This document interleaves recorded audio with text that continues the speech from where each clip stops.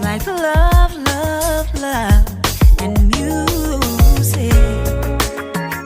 La la la,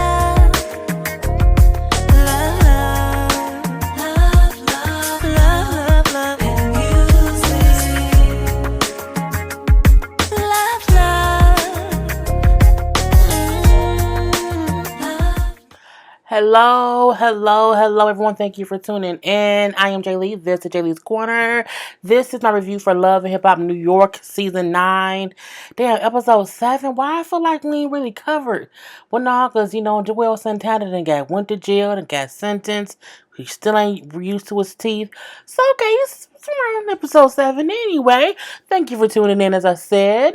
If you have not done so, please take a moment to subscribe to my channel and become a whole Jaybird. Jaybird. Dun dun dun dun dun dun. Dun dun dun dun dun dun. I don't know. It's like 12:40. I think I'm a little bit giddy. Anyway, do not forget to also like, comment, and share my videos and my channel and all that good stuff. To follow me on Instagram. I'm saying shop my Teespring merchandise. All of that information to find me on social media, to look at my Teespring merchandise stuff is in the description box. Okay, J_Lees_corner on IG and on Twitter and on Facebook and all that stuff. So go ahead and do all those things, okay? All those things. Anyway, let's get into this episode. This episode wasn't much, in my opinion. Not that it wasn't much, but it was kind of focused on like three things. We had like, some Sin and Joe, a little bit of Safari and, Sydney Star, and then Yandy. It's gonna be like three little parts. I'm saying three little parts, okay? It wasn't boring, but I was still like, ah, I want to put my water like I did last time. I spit water last time, y'all. I be filling it up, and when I tilt it, it goes in my boobs. Anyway, so first up, we have Yandy. Yandy, saying she was mentoring this girl, and so the girl that she was mentoring, named Infinity, Xfinity. I think it's Infinity. I think it's Infinity. So she's mentoring a girl that's 16 years old or whatever, and she did not like her foster care. So she like called Yandy, like, I don't want to be here. I'm gonna run away. So Yandy put her cape on and wouldn't save the girl. She wouldn't got her. And I'm like, oh, you wouldn't got my foster care? Okay. I'm gonna talk about that in 1 second. So we see her meeting up with the kids and stuff. We see them at the little candy, little factory, whatever. And I'm like, y'all got matching jackets. I'm like, is it really going down like that? Her daughter, and the girl got matching sideburns and matching baby hair swooped with the little spoon that I'm sure they got not a spoon, a toothbrush, and they swooped it down. I'm just like, girl, it's just a lot for you to have us believing. Oh, like I just kind of know. I think at this point in time, her and the girl maybe, I don't know. I just don't believe the girl like came over one day and had the same hair swoop. I don't believe the girl came over one day. Excuse me. And just happened to have a matching leather jacket that matches Skylar. Girl, by Yandy. The girl should not have been dressed like y'all. If she wasn't dressed like y'all, I'm like, okay, it's more believable that she was in foster care, and you happen to go get. But I'm like, when y'all have matching jackets, this is some planned ass shit. Yandy to me is the person who always looking for a photo op. I think it's beautiful that she wants to adopt this girl legally. That's great. That's wonderful. We do need to adopt more of our young black daughters and sisters into our households. But I mean, the whole, oh, she called me one day and then, I'm having her come visit. No, she been there because you bought her a matching jacket to Skylar. Anyway, I'm like, it is what it is. So she like, oh yeah, she gonna be at our house. She gonna come visit us or whatever. We're gonna be hanging out. And I'm like, oh, okay. Have fun. I mean, somebody gotta get them swoops together. He ain't them damn baby hair swoops. Girl. Anyway, so that's what Yandy's storyline is. This is, her adopting this girl. Again, we then see later on that Jonathan come over to see Yandy. You know what I'm saying? He come over, you know what I'm saying, perched or whatever. They both perched or whatever. At Yandy's house. I do love that couch. It looks amazing. Okay, I do love it. I mean, I don't like the color. I like the concept of it. You know what I'm saying? I like the if it was I would love if it was black. Black or red.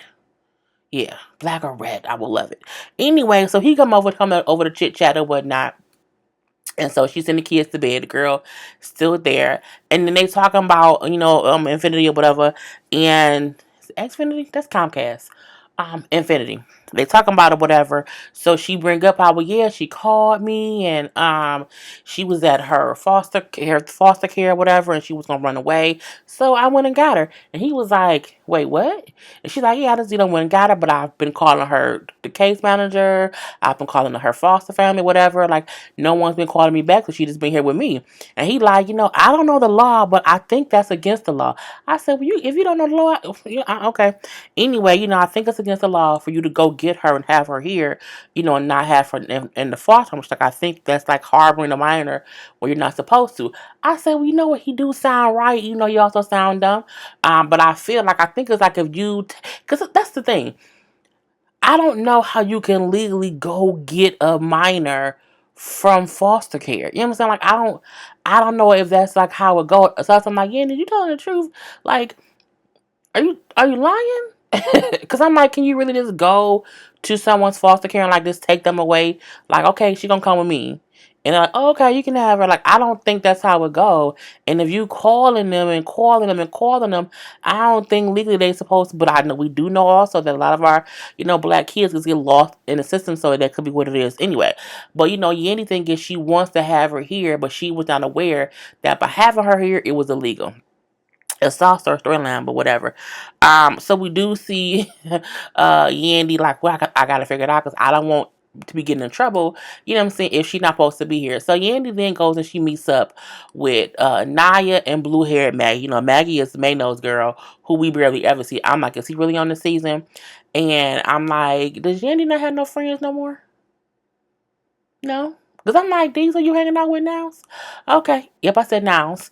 Anyway, so she goes to talk to them because she's like, I don't know what's going on, and I finally got in touch with, Xfinity's case manager or whatever, and they said that I have to return her back to where she was because legally I can't have her here. And you know what I'm saying?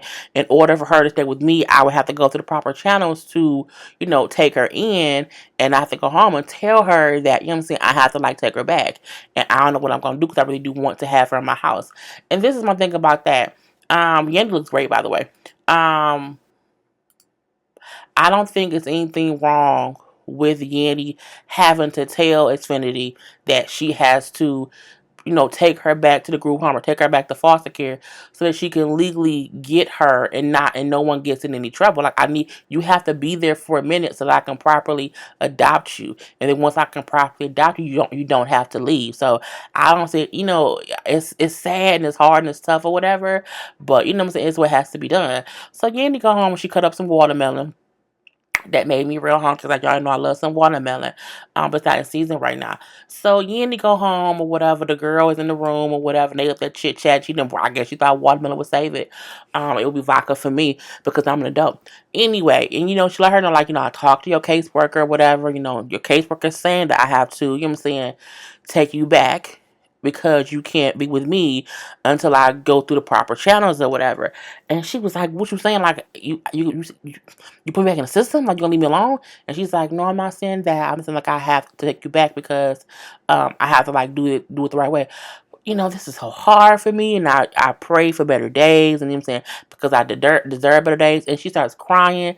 I'm like, oh, why you cry? It was just so sad, and I'm like, oh my God, it's so sad. But we know that in real life, that by like now, she has legally went through the proper channels and she had the girl like in her custody. So again, like, I get the girl 16, but I feel like Yandy either did not explain it right, or you know what I'm saying, the little girl could just be upset. But I'm like, it's nothing wrong telling her like, look, I'm taking you back because I can't legally have you here. I have to do some other things first because I can't have them come take my kids because it's almost as if I kidnapped you. So you know what I'm saying, she crying about not wanting to leave and not want to be left in the system, and he like, you know what I'm saying, it's okay. We're gonna figure things out. You know what I'm saying? We gonna figure it out. And so that was how Candy's whole thing. I mean, it was cute. It was cute. It's a great story too, and I know it's more than a storyline because you can't adopt a kid for a storyline because eventually that the kid gonna the kid gonna be in your house. But I also do feel like cause little parts was probably like embellished a little bit because I'm like, again, I don't think you can just go to foster care house and like pluck a child out and like and no one says anything. I think that it's kidnapped. I feel like when the girl called her about not being happy where she was, someone had to have known the girl was gone. If not, the system be more fucked up than we thought it was. Anyway, so we see that whole thing. Next up, Safari, what was Safari, Jacquay, and Rich, you know what I'm saying, hanging out and whatnot. Safari is so silly for that pose, but y'all know why in a minute. So, they was hanging out and whatnot to a taco stand, a taco truck. You get a little Taco Bell. And Safari brings up how he got $1 million deal for a dildo. Yes, you know what I'm saying? He got offered, this is after his new leaked and we seen his large dick or whatever. So Don Johnson, but ain't Don Johnson the white man from Miami Vice? Or the white man from something? Ain't he a white actor? Don Johnson? Don Juan? I don't know. Anyway, a sex toy company has contacted him and they want to pay him, $1 million so they can mold his penis and make dildos. And he talked to, to Rich and Jacquay. We see he later on went and told Remy and Pap, and both sets the people that say, like, you want to be a rapper, right? How serious is people gonna take you if you out here with, you know what I'm saying, dildo molds in your penis? Like, that's just kind of weird or whatever. Like, who want? But I'm like, look, the problem was what he did was he told people about it. I feel like had he not said nothing, it might not have been a big issue. I mean, no one knows who dick is a mole. Like, we don't, for all we know, it could be a T.I. dick mole right now, we don't know. And he a rapper too, but I think the fire thing was he talked too much. So, you know what I'm saying, because he talked about it. They're like, you know what I'm saying, but you want to be a rapper, you can't be a rapper and have a dick mode. I mean, but can't you? Candy singing with Escape and she got, you know, the whole sex toy line. I think people put too many rules on if you're gonna be a rapper, you can't do this. If you're gonna be a no, if you want to sell your dick to people, sell your dick to people. Okay, it's the safest, most acceptable way. Okay, to show your penis with the word. Okay, Savara would be, you know what I'm saying, worldwide dick. I mean, who cares? I wouldn't buy it because I think it curves to the left. But I'm just saying, people want the dick and give them what they want and make $1 million doing it because the sex business makes money. Okay, it's $1 billion business because people love sex. This stupid, anyway, I'm not even because y'all know I get to go on and be a whole other conversation. So we see that whole thing, and they're like, I mean, what you gonna do this for? Whatever. He like, you know what I'm saying? Because it's a good deal, though. Get it? Deal, though. But Savari did not me. So we see that whole thing. So again, we do see him talking to Rich and Jackoya about it. We do see him talking to Rima about it. Again, they both say the same thing. Like, why you gonna do that if you really want to be out here being a rapper? So that won't need to go over. We also see him go to the sex toy place office or whatever to meet with them. It was like him, his manager, and whoever else. And they were like, yeah, like we can, make a mold of it. He like, well, do I have to be like hard, like semi-hard, like really hard? And the one female person who worked for the company said, as far as we saw, you can be semi-hard and that's great. And I was like, no, I need him to be all the way hard. Like, who wants a halfway hard dick? No one. Anyway, so and they like, yeah, we have people who want to like they're putting in requests to have your dick like in a harness. He's like, what? A harness? So he gets up because they're in a room full of sex toys, and he gets up and gets the harness. Like, so people gonna put my penis in this and like strap it on and pretend they're me? And they was like, well, basically, and I don't think anyone's going to pretend they're Safari. I mean, a strap-on harness would be for a lesbian. So a lesbian don't want to fuck Safari. So I mean, a lesbian was a lesbian, but I think he was almost reading too much in it, as in people want to fuck him, and it's like, no, they just want your penis, like not you per se, but your penis. You know what? This is a lot. I will have to think about it. So I'm like, boy, whatever. But we do see a little bit of a scene when he was still talking to Jaquan and them, where Jacquay brings up, him and Rich both bring up how, Cindy Starr has this record she's supposed to do. When you send Jacquay, like, if she don't kill it, I'm gonna meet up with her like in a couple of days. If she don't kill it, I'm gonna take the record back from her, because she's had it for no time to be able to have it be good or whatnot. And then Rich is like, well, I've taken the track back from female before and it was not good. Girl, when they went up there and played Erica Mina's song, they played her singing in that booth and had the audio and the visual. I say, first of all, it looks like Erica had a lip done. It looks like she has something done to her face. Her face here looks, and not even the younger, it looks different. I can't place it right now. But anyway, they played the old audio, and then Safari was singing the song in the messed up key she was singing into.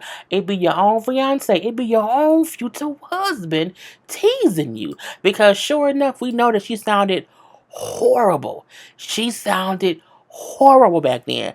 And it was just funny to see Safari imitate her just as bad, because she was a bad singer. I bet you he didn't get none tonight. Anyway, so that's all we see of them. I think it was. Let me see. Dick Company. Weird Dick on the Road. Okay. So yeah, I had to be sure I got everything. So we see Sydney Star, right? Sydney Star's in the studio, you know what I'm saying, trying to work on her music or whatever. And she's meeting up with one of her friends, a guy named Byron or whatever. And she's like, yeah, I'm trying to work on my music, become a better person as a rapper. I was meeting with Rich and them. And I'm saying, Rich was saying how bad I was and how I sounded horrible and how I was trash. He was kind of crazy to me. And he's like, well, you sound like you're taking the person. Like, if he's there to help you and critique you, he's supposed to give you that kind of criticism or whatever. And be like, well, was it trash? Because I haven't heard it. Like, let me hear it. You know what I'm saying? And so she starts playing the song, and she starts rapping, you know what I'm saying? And she go on to all of that or whatever. And he like,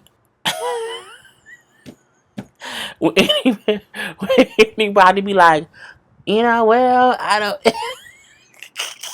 That hand is the worldwide terminology of, I mean, it's some bullshit if you ask me. And he was just like, well, he took his glasses off. I was like, oh my God, you know what I'm saying? Well, it's some bullshit if you ask me. And he was honest with her. He said, you know what, I'm going to, you want honesty? She's like, yeah, I want honesty. You know what I'm saying? We good. He was like, I've heard better on the radio, and I don't think of that what's on the radio, it would like be good. Like, you know what I'm saying? It doesn't even compare to what's out there right now. And I was like, it doesn't. She sounds worse now than she did before. So I'm looking like, was this an old scene that she, well, no, it can't, because she said that they clowned her. She sounds worse than she did before. I mean, I don't know if it's because she didn't have the beat playing or whatever, but it wasn't high. He like, it wasn't good. You know what I'm saying? It's just, it wasn't good. And she, like, I'm saying, I don't want anybody telling me I can't do it. And I think what she's forgetting is, no one's telling her that she can't do it. They're telling you, you don't sound good yet, you need to work harder. Like, if you had more day with this track and you sound worse than you did before, I mean, like, it's not that you can't. It's like, this may not be your lane. It may not be your lane. Like, you don't sound good. Like, if you're practicing, you don't sound any better. Like, what are you gonna do? So, you know what I'm saying? It was that. Anyway, she needs to work on it. She needs to work it out. That's what is what I think it is. But his little face, he was like, it's not good. Because it's not. So we see that whole thing. And then next we see her meeting up with Naya. She meets up with Naya because I guess Naya is like her coach and stuff. So she's meeting up with Naya, and she's like, Naya coming in, and she's like, this is Naya Fashion Beauty Boot Camp. And I was like, wait, what? Like, but you only got like 8. Do I have a picture of it? She had like 8 outfits. I'm like, those stuff not even beautiful. Like, it's not even that much stuff on that rack for you to consider yourself. Yeah, here, wait. So look at this shit. Look at this shit right there. That ain't enough clothes to be a beauty camp or a boot camp. It's not. I just don't like it. Okay, the rack should be full. It should be a couple of racks of stuff there, but whatever. Anyway, they meet up. And when she like, I feel like you need a wardrobe, you know what I'm saying, makeover. I don't need no wardrobe makeover. I look fine, like who wanna da da da da da da da.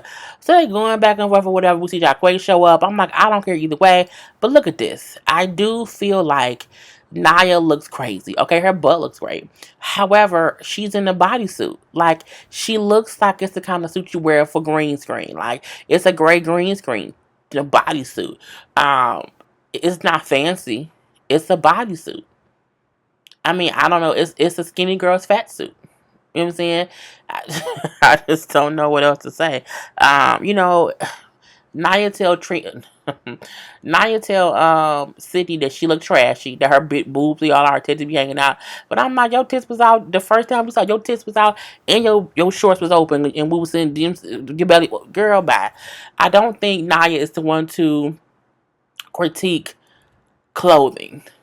I don't. I think she's probably a good rapper, but I'm like, I don't think she's a beauty boot camp person per se. Because again, the outfit she has on is so basic. It looks like pajamas, and it looks like it doesn't fit her all the way well around the wrist and stuff. And the back of it looks like, and I think she had to have long hair because the back of it looks like a fat dog. The fat suit that Martin had on in Big Mama's house, it's a skinny girl's fat suit. The back of it is like you need a whole zipper, a whole little hanger, and just pull it all the way up and stuff. I'm like, it looks like a skinny girl's fat suit. I don't. I don't know if maybe it's the wrong color for her. I don't know. I just don't like it. I don't think, not that Cindy Star dress any worse or better. I don't think Cindy Star matches because her blue jeans were like orange and blue and her shirt was just black and blue. And I'm looking like you should have had on an orange shirt or a blue shirt, even maybe a white shirt. Everyone there is dressed badly. Even Jacquay, it was some fuckery and some bullshit. And basically, they have her rap, but she's so thrown off about the fashion stuff. She raps even more horribly than she did before. I don't think y'all believe in me. See what I'm saying? It just kind of threw me off my game or whatever. I can't believe, I just don't know. And here go Nia. I've been rapping for 13, 14,000 years, you know what I'm saying? If you can't be out here, you know what I'm saying, taking, you can't be out here, taking tough love and what you winning for, whatever, then just quit. But fine. I'm like, I'm tired of all y'all. Jacquay, Sydney Star, and Nia. Next. And last but not least, we have Joe Sin or whatever. So we see Joe on the scene of the show State of the Union. You see him and Remy Ma show and the other two people is on the show, and then him and Remy chit chatting or whatever. So he's bringing up to Remy how Sin has been going through some things, going through some depression. He, postpartum or whatever, and he like, I just don't understand what she's going through as far as postpartum, and I don't know how to help her, whatever. So because you're a woman, like, you know what I'm saying, could you help me and like talk to her, whatnot, you know what I'm saying? And, she was like, oh, well, okay, like, well, what's going on? He said, well, no, since she's been around 4 months pregnant, like, before she even had the baby, like, at 4 months pregnant, she was changing, you know what I'm saying? She was different. He, like, and then when she had the baby, like, she went to full postpartum, and I'm just confused on how to help her, and I want to help her. So Remy says she'll go talk to Sam. Cool. So when she do go talk to Sam, her and Sam chit-chatting, and Sin is bringing up how, you know what I'm saying, well, I can't believe he talked to his friends before me and him have even talked. Like, me and him have not talked about it. So why I gotta talk to his friends? I'm looking like, well, ain't Remy your friend? Anyway, I'm not gonna go there. So, but she said she do appreciate him trying to at least, you know what I'm saying, do something. She brings up to Remy how she's been dealing with postpartum. But at the same time, Joe has been getting so busy booking jobs that their relationship is also suffering too. So it's both of them, you know what I'm saying, win on her spirit or whatever. And, it was weird because Sam was like, he's been getting all these jobs lately, so I don't see him. I have postpartum. It's kind of crazy. And me and him just aren't on the same wavelength right now, whatever. And Remy said, well, I know how that can be. Like, when me and my husband was away from each other, whatever, and I was gone, like, we only was able to spend, like, 2 hours 2 days together, like 48 hours together every 6 weeks. So I was only able to have sex, and it's like that's in that. And she said that was only if I did not get in trouble, and I was always getting in trouble. We would go so long without seeing each other. It's like back then, you didn't have text, email, all the stuff that they had. Like now, if you're in jail, you can send people videos in jail. You can send them, you can, message them on your phone. Like it's very, very much easier for people in jail to be in communication with, their families or whatever. She's like, but when we back then, that wasn't how it was. She's like, so when I got out, it was still hard for us, to get in sync. Like people would look at us as this perfect couple. And she's like, don't get me wrong, we are good. She's like, but we have our moments too. And she's like, but we make time, like we take out like 2 days or whatever, and we just, with no phone, no disruptions, and it's just me and him spending time together.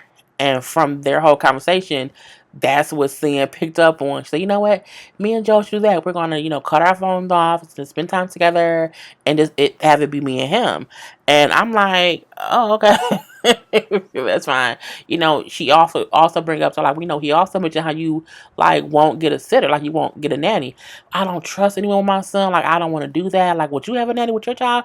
And she was like, hell yeah. She's like, because how can you fully have those moments, to yourself or to your mate if you're 100% one all the time with the baby? Like you may need some help. I mean, I get Sin's point and I get Remy's point too. Like on Sin's point, she's like, I just don't trust people with my child. Like I don't want something bad to happen to my child while they're in someone else's hands. I don't trust people. And I'm like, the simple fact that you act as if there aren't trusting people you can work with. I'm like, you have to know someone else who has a nanny. You know what I'm saying? Like, reach out to people for credible services. And like Remy even said, like, you can put cameras everywhere. Like, so, you want, nothing will be a secret. You know what I'm saying? You just only be in this one room, in this one space, and we have cameras watching you at all times because I don't trust you yet. But I know how Remy said, you have to, be able to have time to yourself and also with your mate. So I see both their points. Anyway, she then go back to Joe. And she like, so I talked to her, and she came in all happy, go lucky or whatever. And he like, oh, hey. Okay, so it must have went well or whatnot. And when she bring up, so yeah, like I talked to Remy or whatever. And so how about we take a couple days to ourselves, like or whatever. We take these little breaks and we cut our phones off. We don't have any interruptions. And it's just me and you. And he was like, wait, what? Wait. He was like, that was his face. I was like, oh, that's his face. And she like, what's wrong? And he's like, are you still depressed? And she was like, well, yeah. And he was like, okay. So for him, he's like, she is confusing me because she's still depressed and she came over here talking about like relationship shit.